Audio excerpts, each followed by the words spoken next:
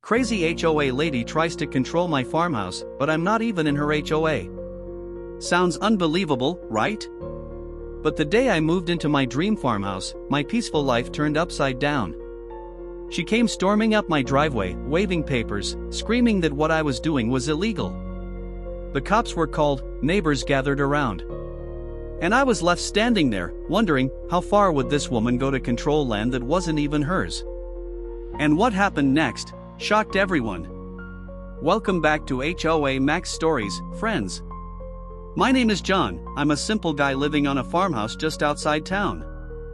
I take care of my land, grow a little garden, and enjoy the peace of country life, well, at least until this nightmare began. If you're new here, I'd love for you to join our community, especially if you're over 50, you know exactly how crazy HOA drama can get. Go ahead, hit that subscribe button and tell me in the comments, where in the world are you watching from?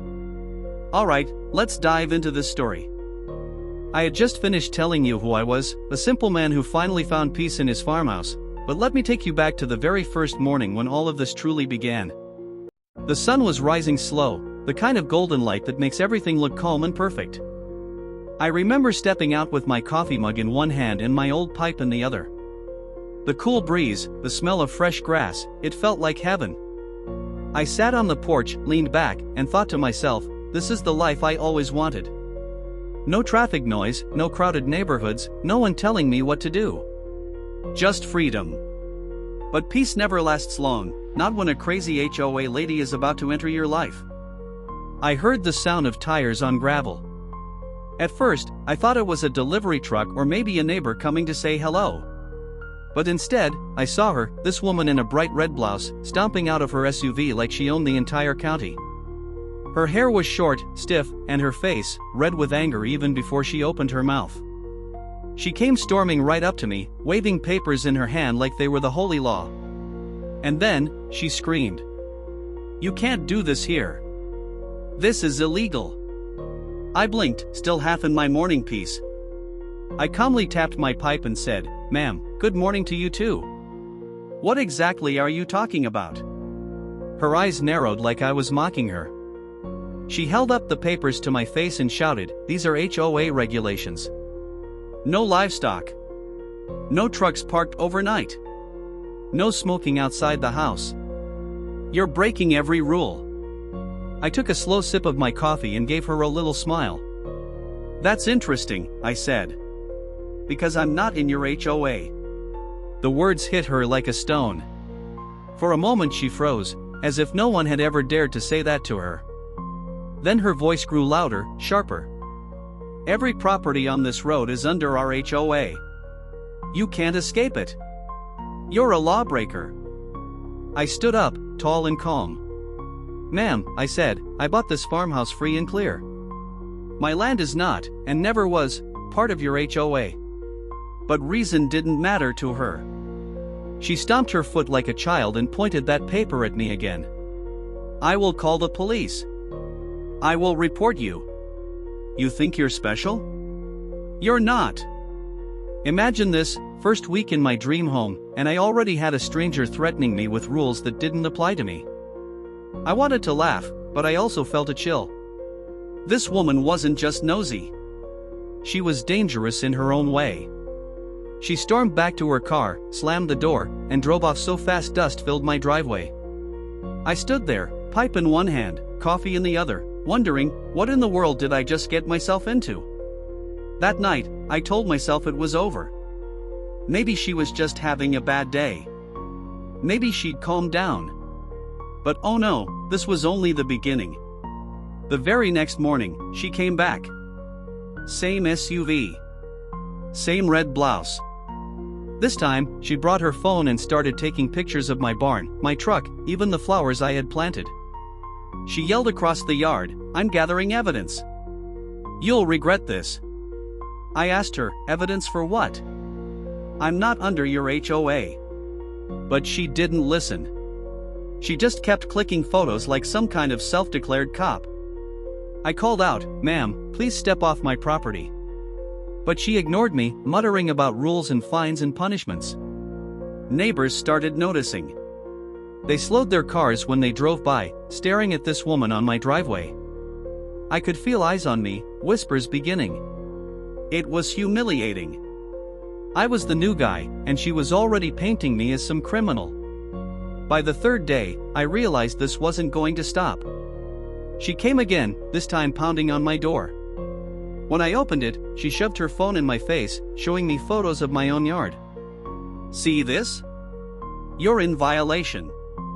See that? Another violation. You're destroying the neighborhood. I sighed. Lady, listen carefully. My farmhouse is not in your HOA. Your rules don't apply to me. I don't care how many photos you take, I don't care how many papers you wave. You have no power here. Her eyes. I'll never forget them. They were burning with pure rage. You think you're smart? You think you can hide? I'll show you. You'll be sorry. And just like that, she left again, but not quietly. She shouted so loud my chickens scattered in the yard. Illegal. Illegal. The word echoed down the road. That night, I couldn't sleep. Not because I was scared, but because I was angry. I worked my whole life to buy this farmhouse, to finally live free. And here comes some stranger trying to control me with rules that had nothing to do with me. But deep down, I wondered, how far would she really go? The answer came sooner than I thought. Because 3 days later, the police pulled up. Sirens off, but lights flashing. 3 officers stepped out, and behind them, her SUV again. And there she was, standing tall, pointing at me like she had just captured a fugitive. She shouted, "That's him. He's breaking the law." The officers looked at me, then looked at her. One of them sighed and said, "Let's see the property documents, sir." And that's where everything really started to unravel. So let me ask you, friends, if someone like this HOA lady came screaming into your life, waving rules that had nothing to do with you, would you ignore her, fight her, or call the cops on her first? Tell me in the comments, because I know many of you have seen neighbors like this before. The police walked slowly up my driveway, boots crunching on gravel, their faces calm but serious. I stood on the porch, pipe still in my hand, trying to act as relaxed as I could. Behind them, she stood with her arms crossed, lips tight, eyes full of fire. She looked like she had already won. Like she had called her army to finally put me in my place. One officer spoke first. "Sir, we've had a complaint that you're violating neighborhood rules, possibly zoning codes. Mind if we ask a few questions?" I nodded, keeping my voice steady. "Sure, ask away." The officer glanced at the papers she had handed them, then looked back at me. "Are you aware you're under an HOA?" I smiled, almost laughing. "No, sir. I'm not. This farmhouse was sold outside their HOA boundaries. I have the deed and county maps inside my house if you'd like to see them." Her face turned red. "He's lying. He's tricking you. Look at his barn, look at his truck, look at the animals. None of this is allowed here." The officer raised a hand to calm her. "Ma'am, we'll handle this." Then he turned to me again. "If you don't mind, let's take a look at your paperwork." I went inside, pulled out the big manila folder where I kept every document from closing. I brought it to the porch and handed it over. The officer flipped through, title, deed, plat map, county zoning record. Everything clear. Finally, he looked up at me and nodded. "Sir, you're right. This land isn't part of the HOA." Her jaw dropped. She stepped forward, almost shouting. "That's impossible.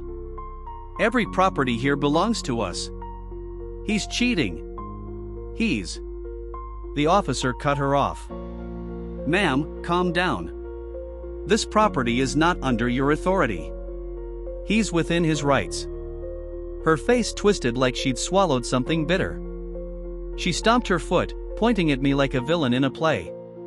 "You don't understand, he doesn't belong here. He's ruining the neighborhood." The second officer, younger but firm, spoke up. "Ma'am, he bought the land legally. If you keep harassing him, you could face charges. Do you understand that? For a moment, silence. Just the sound of the breeze moving through the trees. Then she let out a sharp laugh, the kind of laugh that isn't funny at all. You'll regret this, she spat at me. You'll all regret this.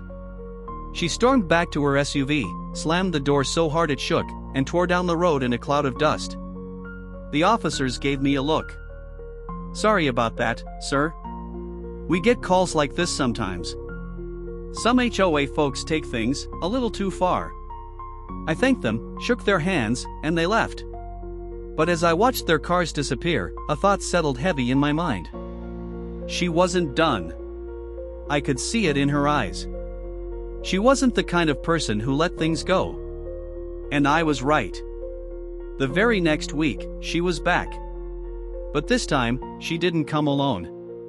I was outside stacking some boxes by the barn when I heard voices, more than one. I turned around and there she was, standing with 4 other people. A little group, all dressed neat, with clipboards in hand. They looked like they were on some kind of mission. This, she declared, pointing at me like she was presenting evidence, is the man who refuses to follow our rules. The others nodded, whispering to each other. One of them, an older man in a blue polo shirt, stepped forward. Sir, as members of the HOA board, we need to inform you. I raised my hand. Stop right there. I am not part of your HOA. I don't pay dues. I don't sign your contracts. I don't answer to you. The woman's face burned red again. See? He admits it. He thinks he's above the law. I shook my head slowly. No. I just don't live under your law. One of the board members scratched his head, clearly confused. Wait, his deed really isn't in the HOA? She glared at him. Don't listen to him. He's manipulating. Look at his truck, look at the animals, look at the smell of his pipe. He's destroying our image. I almost laughed. The smell of my pipe? That's your evidence? The group looked uncomfortable. They murmured, shuffled, then slowly started backing away. Even her own board members weren't convinced. But she wasn't giving up. If the board won't handle this, she shouted, I'll handle it myself. She pointed at me one last time, her voice shaking with fury. Mark my words. I will make you leave this farmhouse. And with that, she stormed off again, dragging her little group behind her. That night, I sat on my porch, staring out at the fields. The crickets were singing, the stars spread wide across the sky. It should have been peaceful, but I couldn't shake her words. How far would she really go? I thought about my neighbors. Some had already started looking at me differently, as if her constant rants were getting to them. People waved less. Conversations ended quicker. It was like her poison was spreading through the neighborhood. And I realized, this wasn't just a battle of property lines. This was going to be a war of patience, persistence, and pride. I wasn't going to leave my dream farmhouse. But she wasn't going to stop trying. And that was the scariest part. Because when a person like that sets their sights on you, there's no telling what they'll do next. So let me ask you this, friends, have you ever met someone so obsessed with control, so hungry for power, that they simply couldn't let go, even when the law was against them? How did you deal with them? I'd love to hear your stories in the comments. After that night on the porch, I thought maybe things would cool down. The HOA board looked embarrassed, the police had already cleared me, maybe she would finally realize I wasn't under her control. But people like her, they don't back down. They just changed their tactics. The very next morning, I was fixing a loose hinge on the barn door when I heard that familiar engine. Her SUV crawled down the road slow, like a predator circling its prey. She stopped right at the edge of my driveway, rolled down her window, and just stared at me. No words. No smile. Just eyes filled with pure fire. I waved politely, pretending not to care, but inside, my stomach tightened. I could feel it. This wasn't over. Later that day, I noticed something strange. My mailbox was wide open, empty. I had been expecting some seed catalogs and a package, but nothing was there. I asked the mail carrier the next day if he delivered, and he swore he had. That's when it hit me, she must have been snooping around, maybe even tampering. I couldn't prove it, but the timing was too perfect. Soon after, the harassment became daily. She would park across the street with binoculars, watching me like I was some kind of criminal. Sometimes she'd sit there for hours, scribbling notes in a little notebook. Other times she'd walk her dog right up to my gate and stand there, pretending to train it, while glaring at me the whole time. One evening, I heard banging on my fence. I rushed outside and found her shaking the wooden posts, yelling about how it was too tall and not uniform. I told her to leave, but she just laughed, saying, "Don't worry, I've got photos, the board will see this." It didn't matter that I wasn't in her HOA. She was building her case in her head, a fantasy world where she was sheriff, judge, and jury. Things escalated when she started spreading rumors. At the small grocery store in town, I overheard two neighbors whispering. "Did you hear about that new guy on the Farmhouse road? Supposedly he's running illegal businesses out of his barn." Another one said, "Yeah, I heard he's breaking zoning laws. Cops were already called once." That's when my blood ran cold. Her poison was working. She was turning the community against me.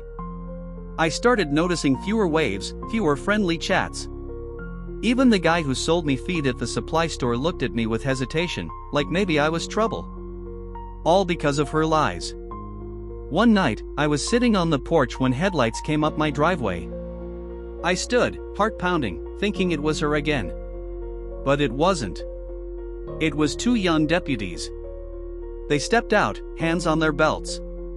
"Sir, we got another complaint," one of them said. "Something about livestock violations?" I sighed. "You're kidding me." I invited them in, showed them the same paperwork I had already shown the first set of officers. They nodded, agreed I was clean, and left. But I could feel their annoyance.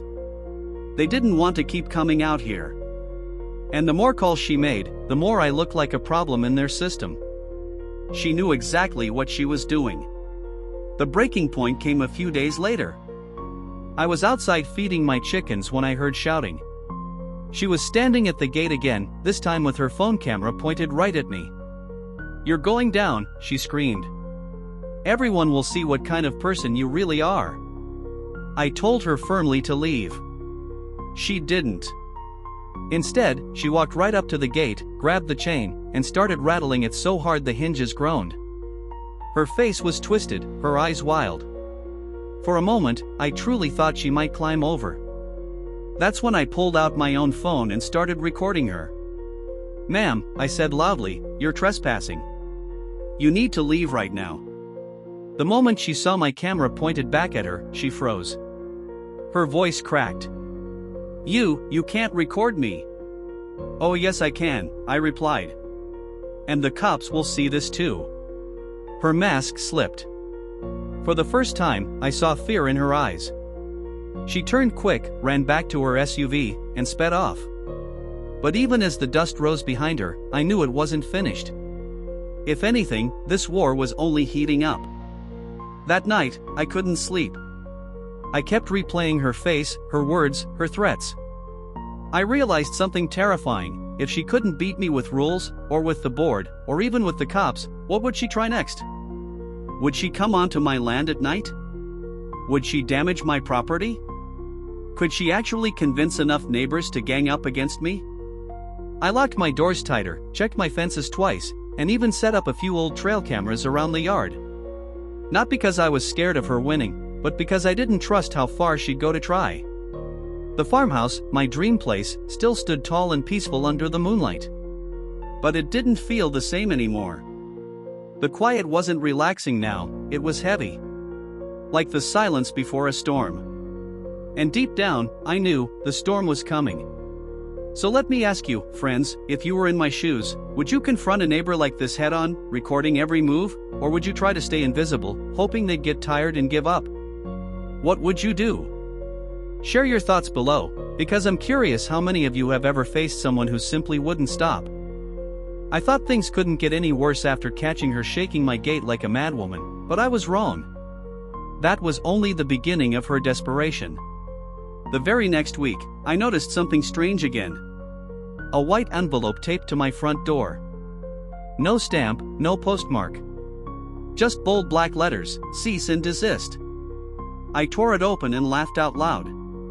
It was a letter written on HOA letterhead, threatening me with fines, penalties, even foreclosure if I didn't remove violations immediately. The words were strong, almost official looking, but I knew better. None of it applied to me. Still, it made my blood boil. I drove down to the county office the same day. I wanted to hear it from the authorities themselves. The clerk, an older man who'd seen it all, pulled up my file and shook his head. "Son, your property is clean. You're not in any HOA jurisdiction. Whoever sent this is bluffing." I thanked him, but he leaned closer and added, "Watch yourself though. Folks who get this obsessive, they don't just stop with letters." His warning stuck in my head like a thorn. That weekend, I was mowing the field when I saw her again, not alone this time. She brought two of her friends, both holding clipboards, standing across the road like inspectors. They pointed, whispered, took photos, even measured things with a tape like they were conducting an investigation. I shut the mower off and shouted, "What do you think you're doing?" She shouted back, "We're documenting violations. Don't worry, you'll hear from us soon." I walked up to the fence, calm but firm. "Lady, I'm warning you. You are trespassing when you step 1 foot on this land. You don't have any power here." She smirked. "We'll see about that." Her voice had that edge again, the kind of tone people use when they're ready to cross lines that shouldn't be crossed. And sure enough, she did. The following night, just after midnight, I heard a noise outside. A scraping sound. I grabbed my flashlight and stepped onto the porch. The beam cut through the dark, and there she was, crouched by my fence, a crowbar in her hands, trying to pry one of the boards loose. "Hey!" I roared. "What the hell are you doing?"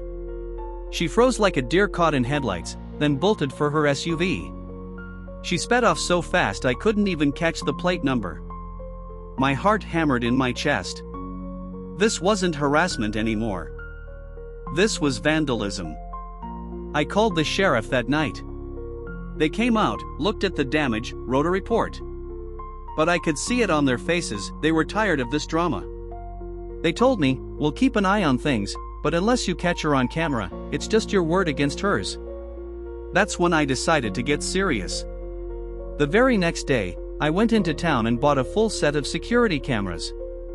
I mounted them on the barn, the porch, even the trees near the driveway. Every angle of my property was now under watch. If she so much as sneezed in my direction, I'd have proof. But instead of deterring her, the cameras made her angrier. She came storming back, screaming that I was spying on her, that it was illegal to record. I told her flat out, "The cameras are on my land. If you don't want to be filmed, stay off it." She stomped away, but I could see her shaking with rage. I knew she was plotting something bigger. And sure enough, a few days later, it happened. 3 patrol cars pulled into my driveway again, lights flashing. I walked out calm, but my chest was tight. The officers stepped out, serious this time. One of them, a tall man with gray hair, said, "Sir, we've had multiple complaints about you. Claims of illegal construction, livestock violations, even unsafe conditions on your land." I sighed, already knowing where this came from. "Let me guess. Red blouse, short blonde hair, loud voice?" The officer cracked the faintest smile. "Something like that."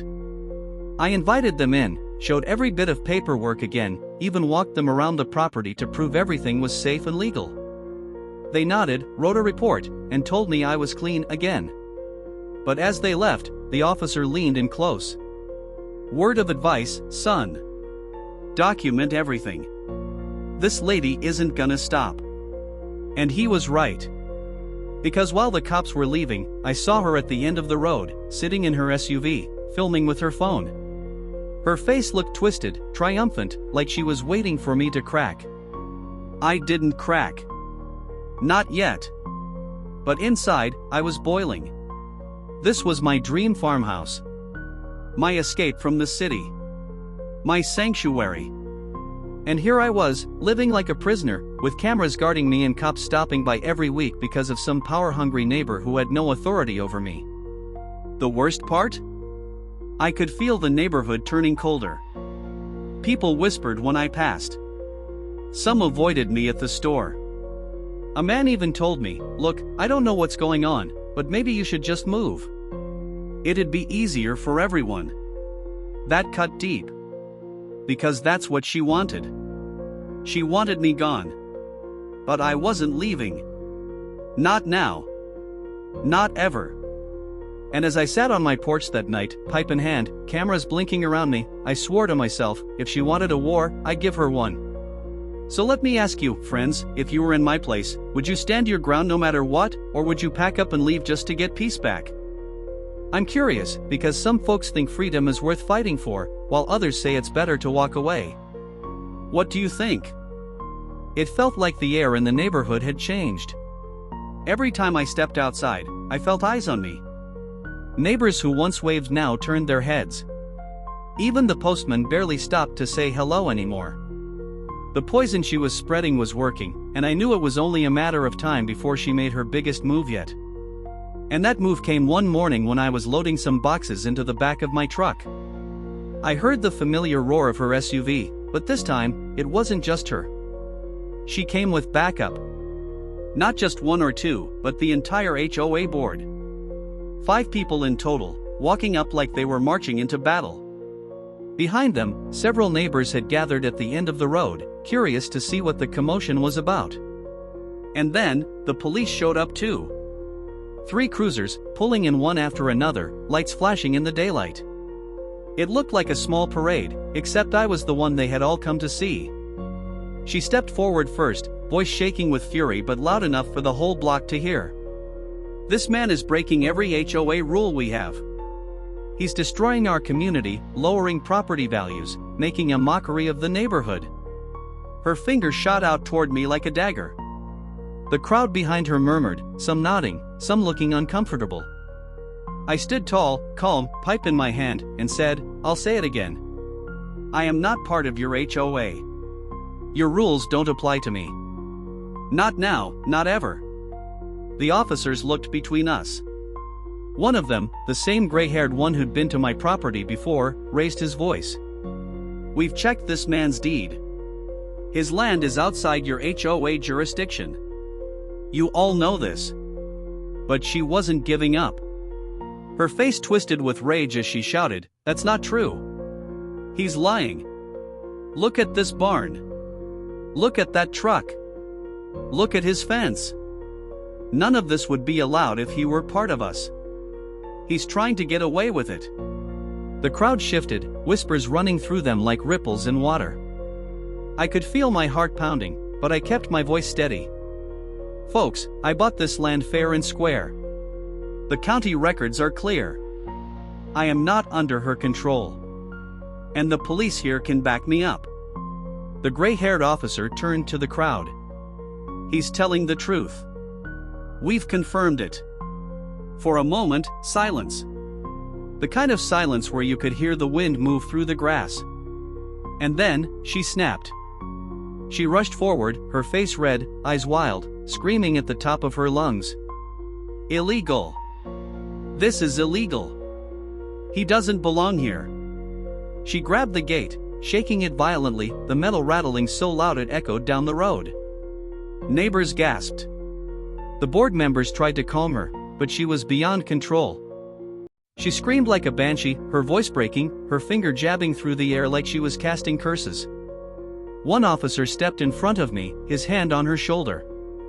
"Ma'am, you need to calm down. Right now." She shoved his hand away, eyes blazing. "No. I won't calm down. He's a criminal. You're all blind. You're all fools." The officer's patience snapped. He grabbed her firmly by the arm, and another officer stepped up to help. The crowd gasped as she kicked, shouted, and fought against them. For the first time, she wasn't the one in control. She was being pulled back, restrained, her voice cracking as she screamed one last time, "You'll all regret this." And then, silence.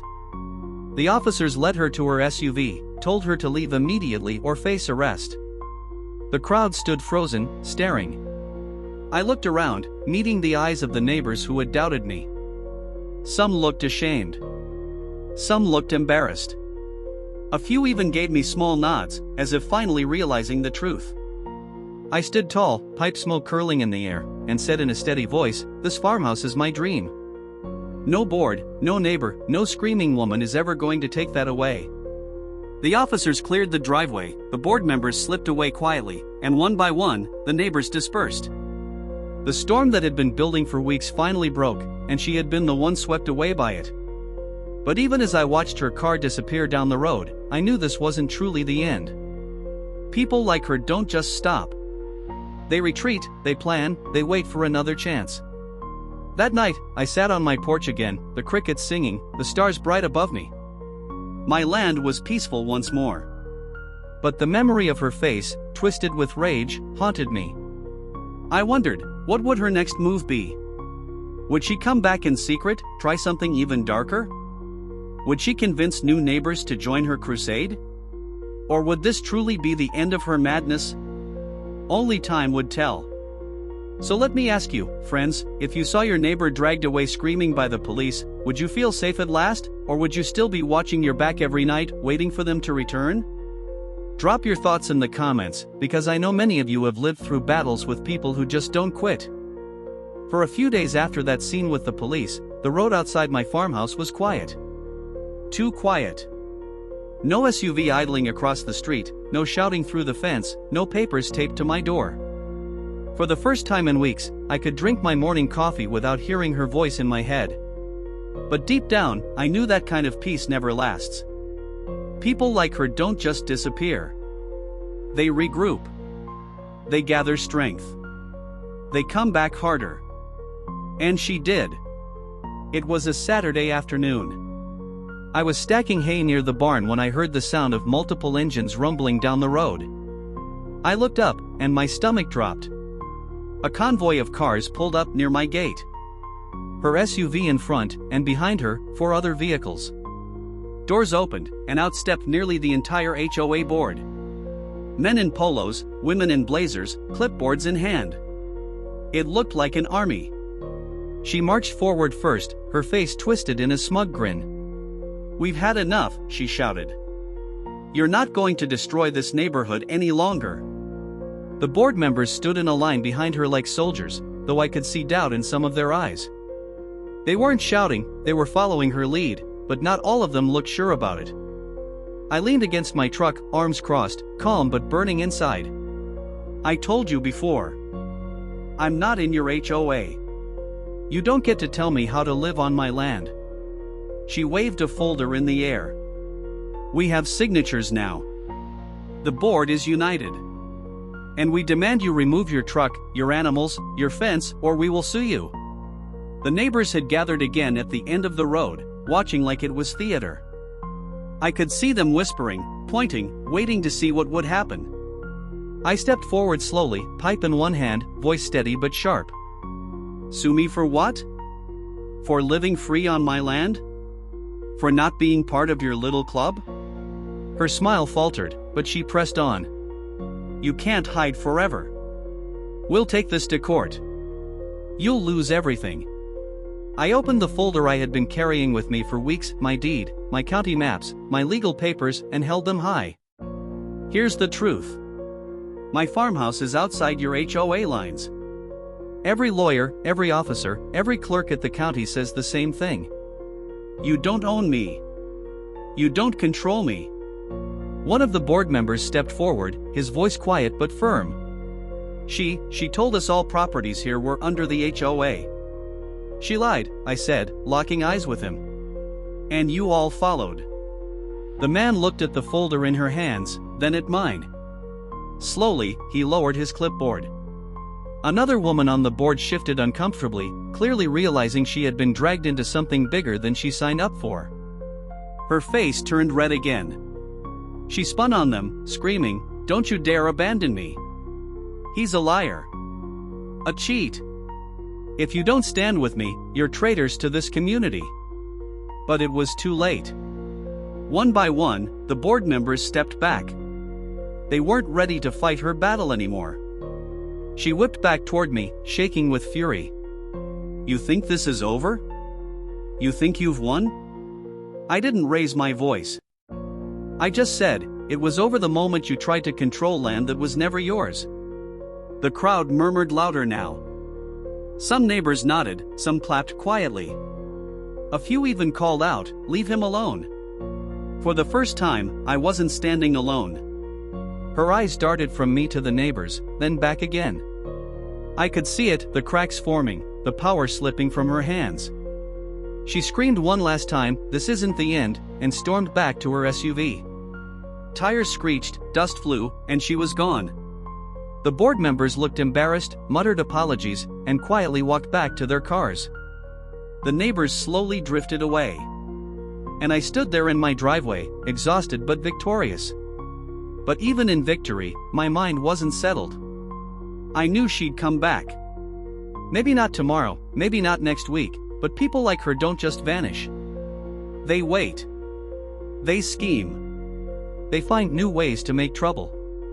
That night, I sat on the porch again, stars shining overhead, pipe smoke curling in the cool air. My land was quiet, my animals calm, but my heart still restless. I wondered, was this truly the end of her war against me? Or was she somewhere out there right now, plotting her next desperate move? The farmhouse still stood strong, but so did the questions. So let me ask you, friends, when someone loses power and respect in front of everyone, do you think they finally give up, or do they come back even more dangerous? I'd love to hear your thoughts, because this story isn't just about one woman, it's about what control does to people.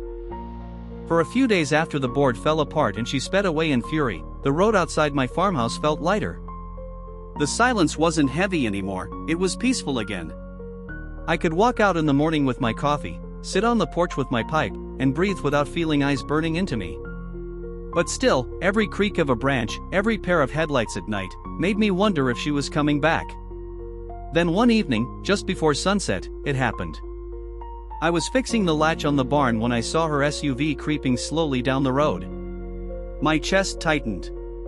She stopped right across from my property. For a long moment, she just sat there, staring. No shouting. No papers. No board. Just her, alone. Finally, she rolled down her window. Her voice wasn't the usual scream, it was sharp, but quieter. You got lucky, she said. But luck runs out. I didn't move. I just stared back, letting the silence hang. She pointed one last time at my farmhouse, her finger trembling. This isn't over. People like you don't belong here. You'll regret ever moving in. And then she was gone. The SUV vanished over the hill, taillights glowing in the dusk. That was the last time I saw her. Weeks passed. The board stopped bothering me. Neighbors slowly warmed back up, some even apologizing for believing her lies. The whispers faded. Life began to return to what it should have been from the start: quiet mornings, honest work, evenings on the porch with the smell of wood smoke and the sound of crickets. But her shadow still lingered in my mind. Not because she could hurt me anymore, the law was on my side, and the neighborhood had seen her for what she really was. No, it lingered because of the lesson she left behind. You see, power is a strange thing. Give some people a title, a clipboard, a set of rules, and they'll think they rule the world. They forget the simple truth: neighbors are supposed to live together, not against each other. Communities are supposed to be built on trust, not fear. She thought her HOA made her a queen. She thought she could control everyone, even people who were never under her leash. And in the end, that obsession destroyed her reputation. I still wonder sometimes where she went. Did she finally calm down? Did she turn her anger towards someone else? Or is she sitting somewhere, still stewing about the farmhouse she couldn't conquer? Whatever the answer, I don't care anymore. Because this land is mine. This farmhouse is my dream.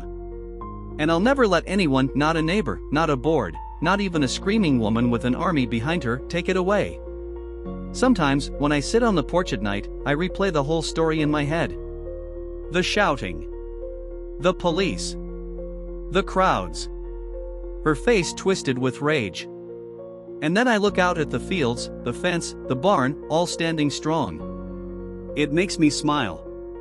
Because no matter how hard she tried, she lost. And I didn't just win for myself.